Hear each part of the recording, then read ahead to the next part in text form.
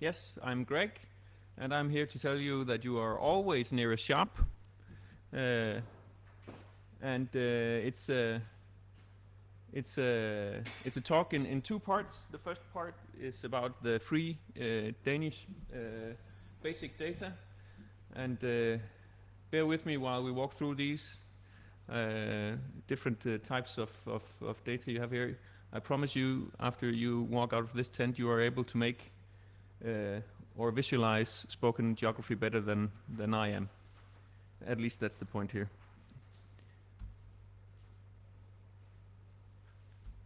And if I could just... I'm switching slides here, but not there. So, for the first part, it's about basic data program in Denmark, and which kind of data are free, and what we can do now.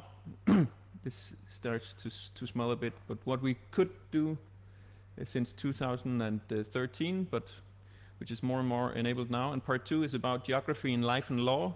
And I'm very scared to see that Rasmus is here, so you can correct me about the law, but I'll talk about my understanding of how we have been speaking about geography.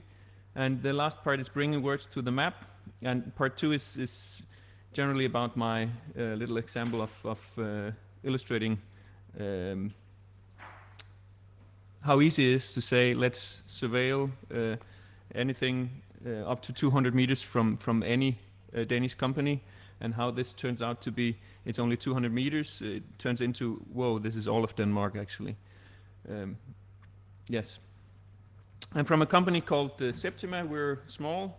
We started out with the free basic data. We are 20 employees now. We started out 7 guys in 2013.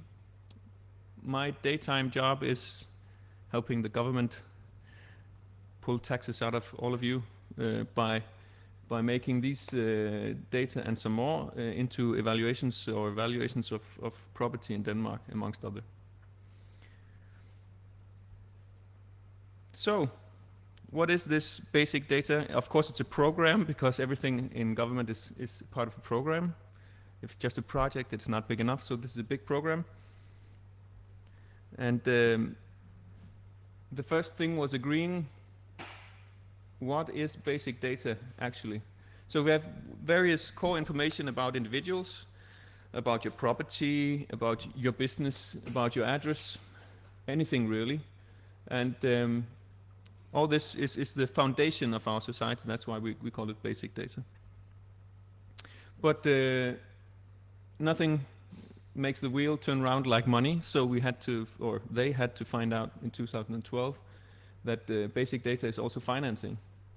Because before the 1st of January 2013, most of these datasets were paid for by one styrelse, one entity of the Danish government paying another styrelse to make these data, so a third styrelse could collect the data and a fourth styrelse could interpret it.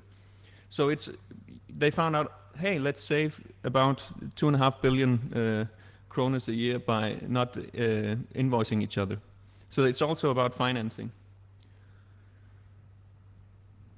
And this sounds crazy to anyone within data modeling, but they found out it's important to link data, or being able to link data.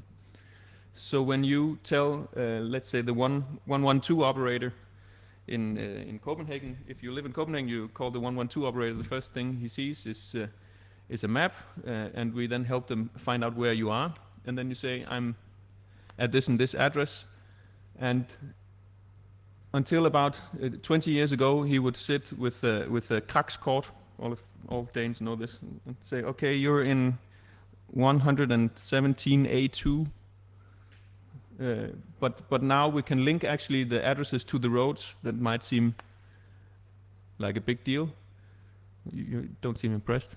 But now they can link the addresses to roads, and they know how to drive. And this is also how we link real property to addresses, to roads, and to other stuff. So it's linkability. Then some of you might know the idea that it was also about distribution. I was a consultant on a big consulting architect actually on the geo part of a big data distribution platform, which became a huge success, delivered on time, or maybe not, after the 8th revision or so. So if you go to datafordeler.dk, then you should be able to see at least some of these data. The idea was that we should be able to distribute it for free to the people also. But in my experience, most importantly, this is also about coordination. It is to ensure efficient, effective, and coordinate development. So we are actually doing some of the same stuff so we can work together. And all of this is important for us as users to be able to make what you will see later. But let's switch to which data was actually free. Yeah. So this is King Christian IV. He's throwing out money to the people to make them happy. And you can, at least that's my image of the government back in 2012, or the whole of the Parliament of Denmark actually agreeing on something, that free basic data was a good idea. It's the government throwing money out or data out at the people, and here see me trying to grab some of it for myself and our company, and then you have different people from poor to rich who grab out for the money. And what did they throw on the street? They threw the data I had been in love with for half a decade back then. The most of this data I had produced in another company for a very lousy salary, and had good ideas of how to exploit them. But every time I tried to, I had a nasty dream about paying the 12 million to start up a project. So they shared geodata. It was the biggest amount of data released was the geodata part. So it's basically anything within geo that's not in defense. Oh, and the sea maps, because maps of the sea are used by big Danish shipping companies, and it would be bad for business, bad for Danish business if we shared them with everyone. So it's geodata, it's technical maps, it's height models, it's hydro-improved height models and so forth. That's all the stuff we work with. Then it's company data. So it's which companies do we have in Denmark, and where do they produce stuff, and where are the main entities, where are the sub-entities, who's owners, and so forth. And then it's address data.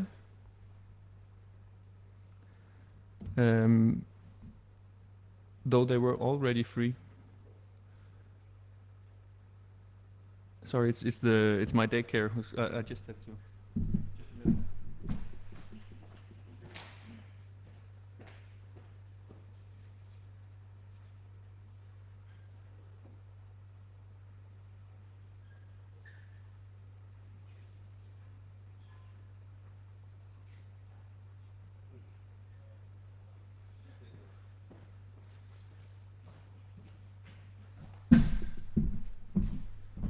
They'll call her mom.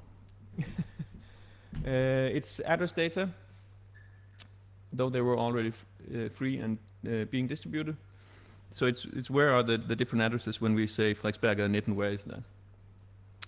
And now from this year, it's also weather data. And actually, this is a real conversation between one of the partners in our company and me. So how can we exploit that lightning observations are now free? So if you want to look at lightning, then it's the amount of lightning and when it strikes and where it strikes is now free. So all this turned into what can we do now? Well, this is a collection of the Industriens Mænd. Now we can do private business, and everyone can start up what they want in their basement if they want. You don't need to produce 12 million kroners to be able to read the geodata that your tax is already paid for. You can enrich your own data sets. This is me calculating where water flows for an insurance company and for myself when I was buying a house. I don't want to live where the water goes, preferably where it goes from. And you can combine several different data sources. this is if a gasoline truck turns over. This is what we sell to the 112, for instance. When a gasoline truck topples over in the middle of a town, where should you protect water? So it's for environmental protection, and if it's gasoline, probably also for property protection. And since there's a lot of data, you can also do this. I put it in quotations because as a former statistician, I hate big data. It's not a word, it's not a thing. It's simply a big amount, but you can do real big data. We turn around, when we do a calculation on the Danish height model, we turn around 10 to 15 terabytes of data when we do one run of Denmark. So it's really big data.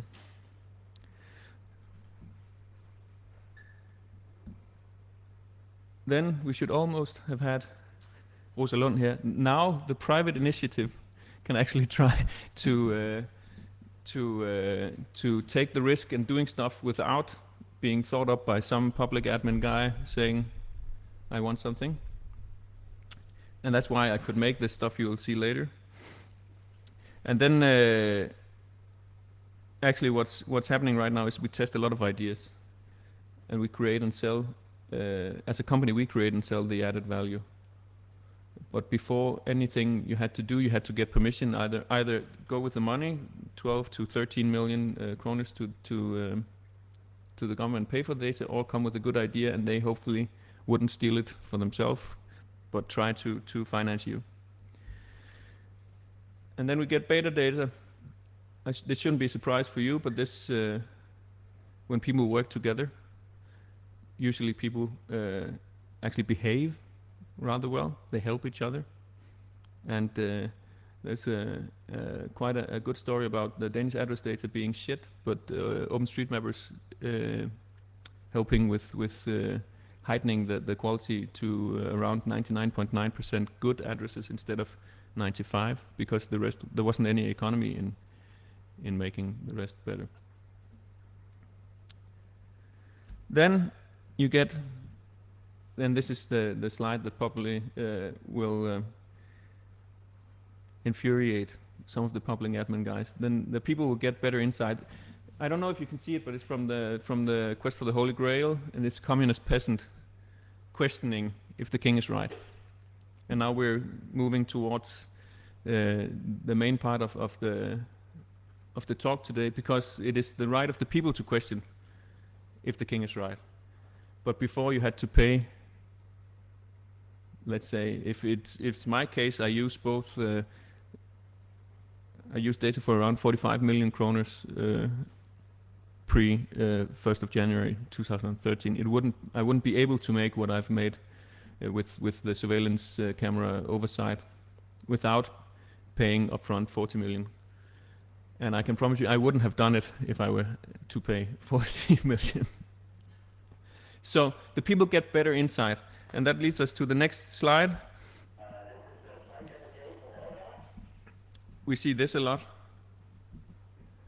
We gave them so much and now they're angry because it's specialist data. You need to interpret it. You need to be able to understand that some things are wrong, even in our most holy data sets, such as the Danish matrikel, who owns what. Things will be wrong. And previously we were protected by either lawyers or chartered surveyors who were able to interpret the data and see, oh, this is clearly wrong, so let's make it right, whenever a problem came. But now when you go to, let's say, Bolige.dk or one of the other real estate sites and you see something is wrong, then you start shitting your pants. And the sellers are angry and the buyers are angry, and actually it took me around 3 months of negotiation with the buyer of our previous flat's attorney to agree that my flat was to the right, even though one of 3 official registers said it was to the left. And people will become angry when they get inside. That's kind of the idea. But it causes a lot of frustration out there, and one needs to know that when calling someone and saying, this is wrong. And he'll just sigh and say, I know. Please kill me.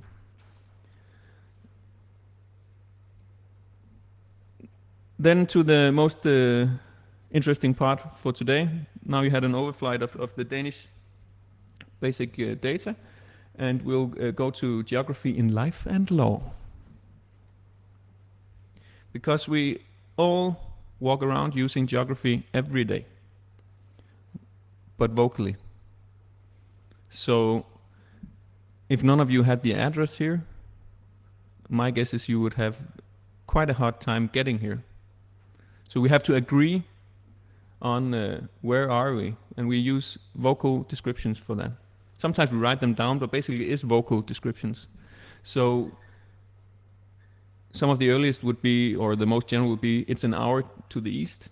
And then people say, whoa, okay, if you're from the extreme northern part of Jutland like me, then you know it's about 60 kilometers to the east. But if you're in Copenhagen, you're going to walk the distance because an hour to the east, well, that's 4 or 5 kilometers at most. So it's interpretable when you use a vocal description. You might say, my property ends at the fence. Then you're lucky if no one moves the fence. And basically, the Danish property, real property, is in Denmark defined as the natural seeings in nature. So if the maps are wrong, that's the previous errors, then the charter surveyor would go out and say, but it says that your property ends by the stream, thus it ends by the stream. And we'll measure it now, and it's most probably within a few centimeters correct. But it's still, we still have parts of the property register that are predates today by a couple of hundred, if not 300 or 400 years. And it's quite a problem trying to digitize these things. Because when you digitize, then you have to, or you don't have to, but if you don't want to spend gazillions of kroners, then you have to make some decisions on who is going to cry and who is going to laugh. So my property ends at the fence, and then you have to walk an hour to the east, or maybe ride, who knows. Then there's another problem with how we do descriptions of geography. This is an old map of my home parish, a parish map. And to avoid having a one-to-one size map, we usually draw maps a bit smaller than the real scale world. And hence, when you have a pencil that is 0.5 millimeter wide, it suddenly becomes several meters in nature. So here we see a part of who owns what in Sindal. And the beautiful things about the old maps is that you can go in and see how things have changed. So, for instance, at some point, someone dared to build a railroad in the southeastern corner. So the whole of the town was moved down there. And suddenly, I don't know if you can see it, but there is a road drawn afterwards here, which the king stole from the people and said, now there is a road. And who knows if this road truly is 20 meters wide, as it is on this drawing. My guess is it's not, and I've been there. So, but the whole idea about how wide is a pen is that suddenly you get the brown descriptor in the right. That's the change of parish to another parish. If you live on the brown line, where the heck are you supposed to be? To the right, to the left, south or north? No one disagrees that this is the line between parishes. And in modern politics, you might even see a PDF scan of an ordinary pen drawn. This is the area you want to do something to, and then the poor guy sitting in the Technique and Milieu office has to tell the mayor, but you have circled an area of 2 square kilometers, and the pen you've used to circle it with has marked an area of 2 square kilometers. What do you want to how much is going to be with this, within this? So that's another thing. And since we draw to scale, everything will have kind of a width on a map. The biggest problem is perhaps that words are interpretable. So here we have a monk writing down his drunk version of the Bible, and then he decides to suddenly put in, on the 27th day, he created the experts. And going through 7 or 8 or 10 of these types of monks, then it suddenly changed to this is what the Bible says.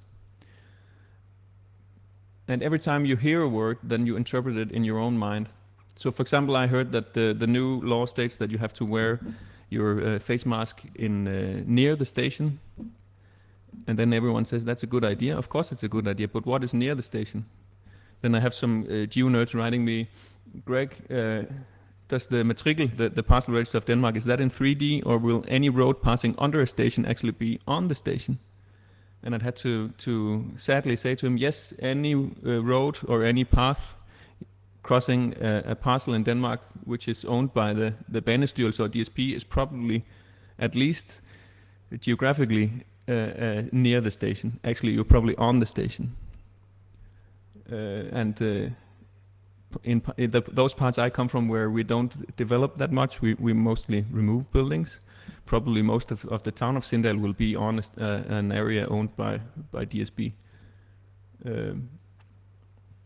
So words are interpretable, and that's just an example. So it's easy to say some things that sounds logical when you say them, but which become quite interesting once you try to visualize what it actually is. And words are free.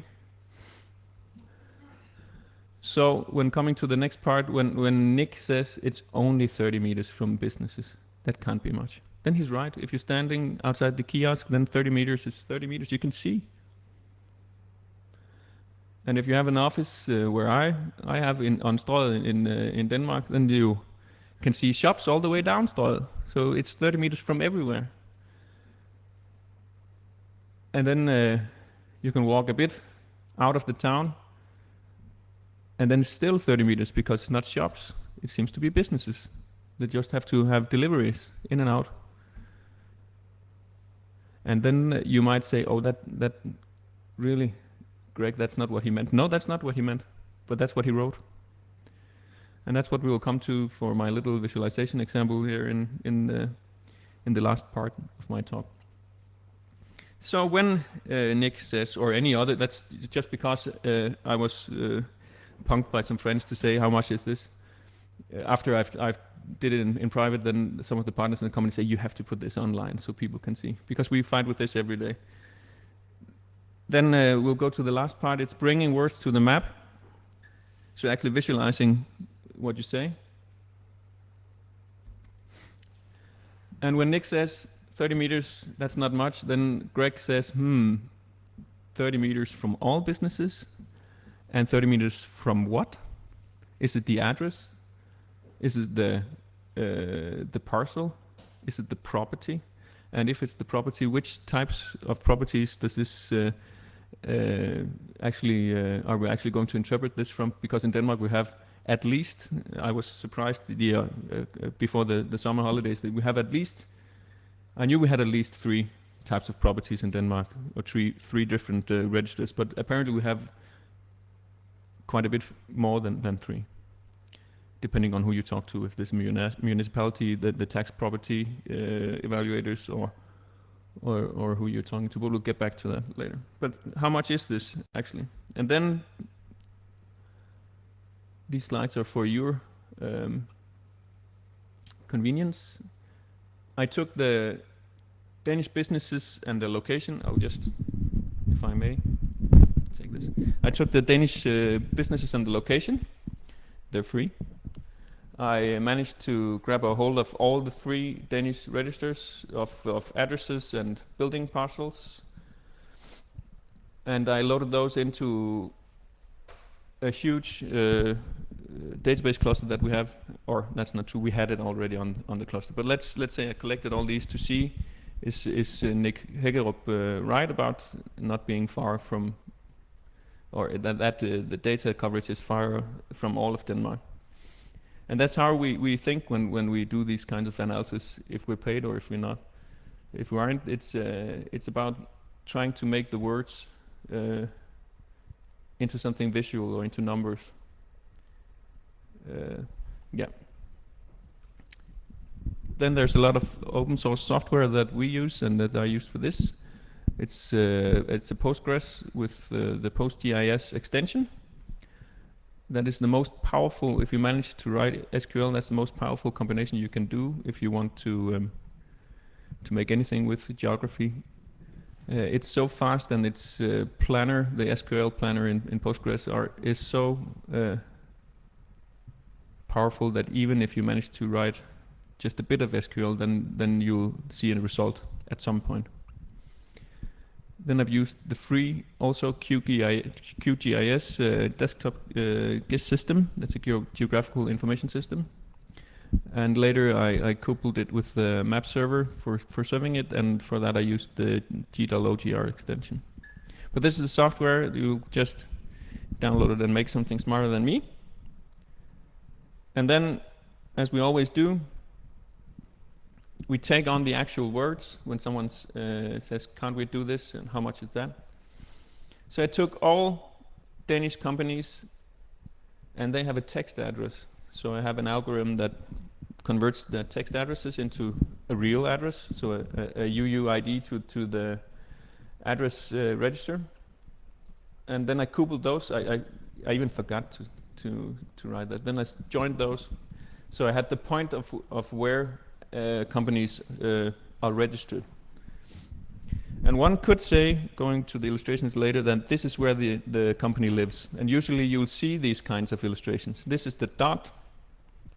And here Greg and his wife and his little daughter lives, and they don't move outside this dot with no area because this is their address. So that's the first illustration one could make. 30 meters from that, where the company is registered, they're allowed to film. But of course that's not what we mean. Everyone knows that. That's not near the station, that you're near the address of the station.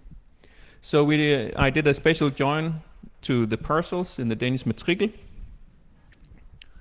So I coupled all the points and spatially said if you lay inside a parcel, then the parcel becomes the company. And then I got all the buildings on the parcels, because suddenly we needed those also. You'll see that later. And when I pressed F5, as you do in the editor I use, and wait for calculations, then I had to walk home and come back and drink some coffee and do my real daytime job, make some money, then go home, come back, and after about 3 days everything was joined. And now we could see for the island of Anholt, we could see how much is covered by Nick Hagerup's wet dream of 30 meters. Actually, this is a little joke, because I put a map on Twitter saying, because people were wondering, how far is this, how many, it's just easy to say, so how much is actually going to be covered, and I put a map of Denmark that was all yellow, like in all yellow. The 3 parts that wasn't covered was the island of Anholt, where I come from in Vendsyssel, where nobody lives, and some Natura 2000 area in Thy, where only cows walk around. But the rest of Denmark was basically covered in the first version of the map. And then, of course, I did some different types of visualizations as Nick started correcting himself with distances. And we'll go back to those later, because we'll see in a minute. Because let's take all the talk, and then we'll see the solution in the end. By popular demand, this turned into a website, because every time someone said, couldn't you just visualize this also? How about my area? I want to zoom in. Then I had to wait around 3 hours for my stupid one-time solution rendering another zoom level. So I took what we do at our place. I took map server, and I put it in a Docker container, just eating up chunks of data from the database, and made a slow version of kameradækning test septimer.dk. And then I was punked some more. So I tried to make it a bit faster by pre-generating all the data. That did actually make it a bit faster. But when you wanted to see the middle of Copenhagen and I had more than 2 visitors at the same time, then everything broke. So I split it again. And that's a little trick in geography. Actually, I think I've used most of the tricks in the book here. I split it into smaller areas and tiled those. And then it's actually quick enough, at least, to show. So what is actually what I made? Let's have a look, and I'll just talk you over what we can see, because it's nothing special. It's my eyes. Shoot, my mouse disappeared.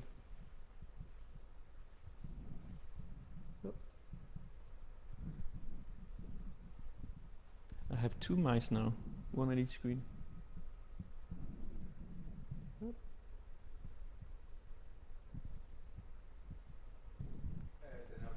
Den er i toppen, ja. Vi gør det sådan her. Så kan jeg se den der.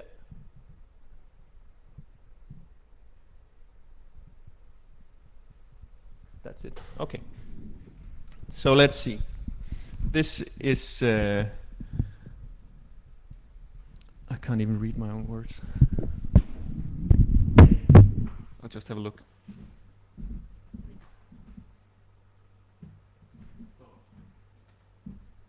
I'll mirror from here.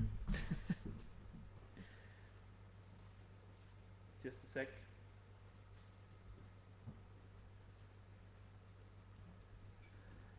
As we just talked about, you need to be, something needs to go wrong.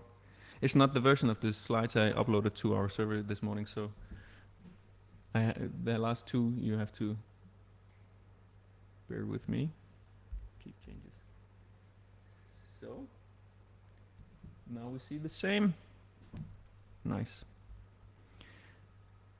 So basically, before actually you had the right to film 15 meters from a facade. And this is all the buildings in Denmark loaded, and then 15 meters from the facades are drawn with the yellow. And if we zoom out, you can see this is today. Not much. We can zoom down to Funen.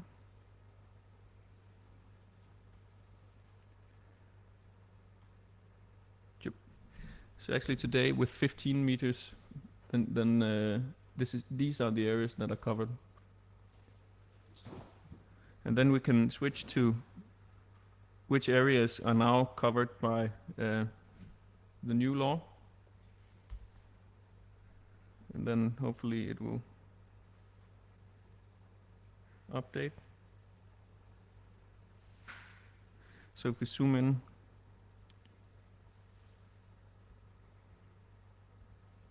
you will, funnily enough, see 2 types of shades: new areas and old areas. So we can try to remove before, and these are pure new rights now, scattered all over a small provincial town in Denmark. Sorry to anyone from Nairobi or where this is. These are new areas. So these are only areas that are extended, but who has got new rights? So anyone who were allowed to film 15 meters before, but are now allowed to peek just a bit more in your private life. How much is that? And that is of course more than the new areas, but new areas were not CCTV'd before. So now this is someone private getting access to film you. So these are the 15 meters subtracted plus 15 meters. So this guy down here is now allowed just this part more into the street.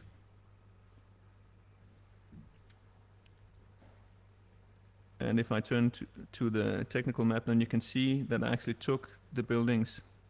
You can see the form of the area covered by surveillance. You can see that it forms like the building, because this is only from the facade. I took the buildings on each parcel, or actually on each real property, and extended those with 30 meters, and then subtracted the 15 meters that they were supposedly already allowed to film. And then these are the extra areas. And I had a talk with Anders Kjærulf about this, and he said, where should I go if I don't want to be filmed? Then I funnily said, well, go somewhere in a park. And then I caught myself thinking, oh no, but the municipality is actually allowed to film if it owns the park. So please go to a park where someone private owns it, and you're allowed. Well, wait a minute. So there aren't many places in Denmark. That's my point about this. There aren't many places in Denmark where you are not near the shop. You are always near some kind of shop. And it's we need guys like you trying to when people say this, well, it's only 30 meters. When we need someone saying, well, how much is it in total? Because it always ends up in examples and saying 30 meters from a facade isn't that much. And if you live where I live, where every fourth or fifth house has a liberal company, private company, then receiving and delivering parcels would make them able to film their own property plus a good part of the public area around it. So it's not only in Strøget in Copenhagen that you're filmed. It's basically where people live. And I need to add all of these so you can see this is the total now situation with the new. So where people live, you are able to be filmed. Some of you might have seen the first version of my map, the one where Denmark was all yellow. But that was because someone, maybe a minister of law, accidentally said he thought maybe a couple of 100 meters would be appropriate. And at least that didn't go into the final text, because then we would have been, well, I'll just find it here, then we would have been a completely other place. We would have been here with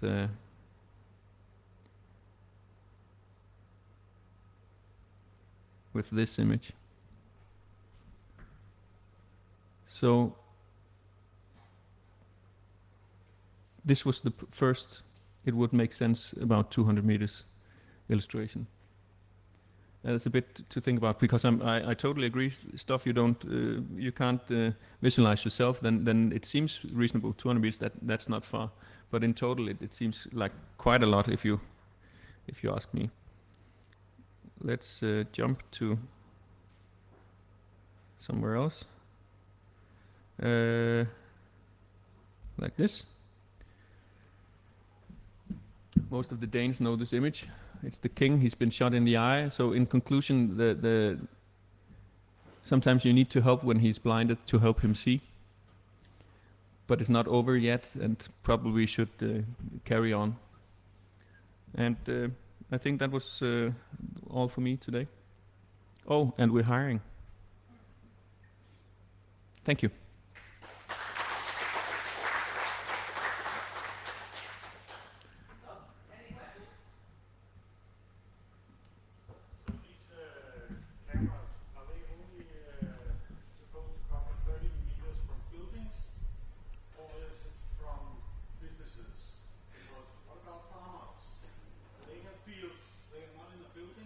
But the field is a private property.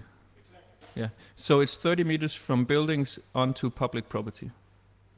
A maximum of 30 meters. A private property is your private property.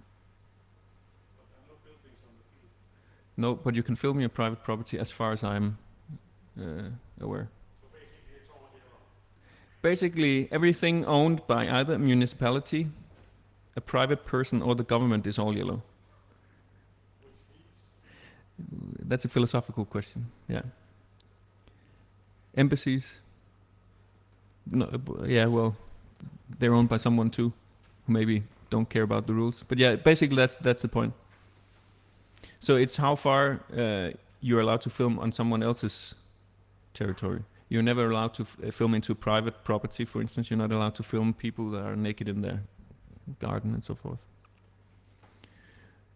But the first all yellow map is basically if you count out anything municipal, anything private, anything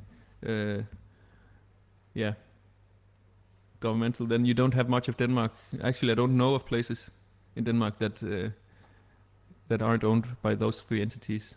I think it's quite a base in law that anything newly discovered is owned by the king. So if you find some new spot, then it would probably be the government's responsibility to film you there when needed.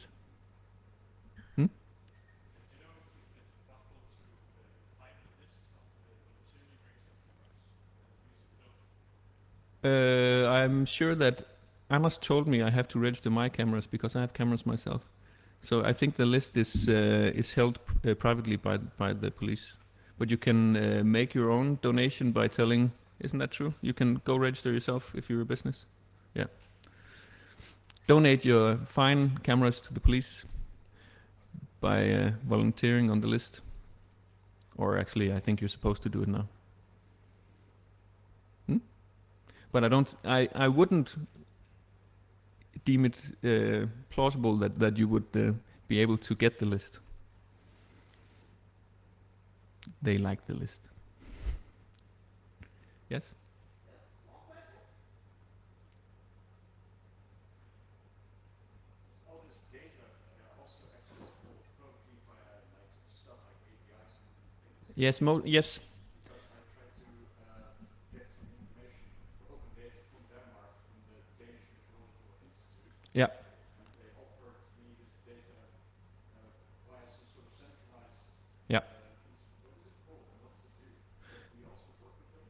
Yeah, we do. Actually, the Meteorological Institute of Denmark only recently opened their data, and it's in small steps because the fear is that their public API will break down and critical infrastructure will be harmed if we don't know. So if anything breaks down, so they're building a free version of it now.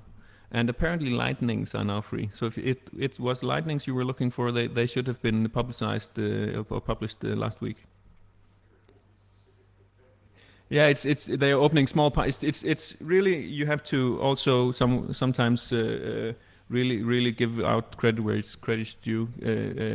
Most of the public admin guys I work with are very interested in people using the data. So they're trying with baby steps and seeing, learning when things break and when they don't. So the DMI will have, as far as I'm aware, will have all their data freely accessible via APIs from the 1st of February next year, I think it is. Yes. Anyone else? Let's see.